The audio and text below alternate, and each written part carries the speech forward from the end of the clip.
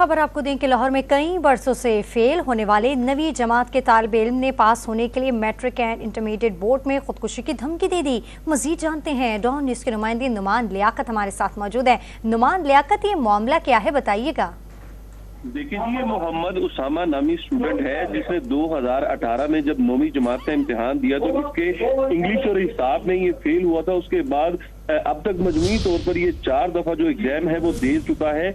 2019 में दोबारा इसकी इंग्लिश और मैथ में सप्ली आई और जब इसने आखिरी साल ये इम्तिहान दिया तो ये जो इंग्लिश है इसमें फिर सप्ली आई, जिसकी वजह से इसका चांस जो है वो लाहौर बोर्ड के मुताबिक खत्म हो चुका था। अब ये जो स्टूडेंट है ये लाहौर बोर्ड आया और ये अमले को ब्लैकमेल करने के लिए इसने खुदकुशी की कोशिश की है। ताहम उम्मीदवार के मुतालिक बताया गया है कि कई सालों से ये जो फेल हो रहा था और बोर्ड का जो अमला है इसने वहां पहुंचकर इस नौजवान को खुदकुशी से रोक लिया है।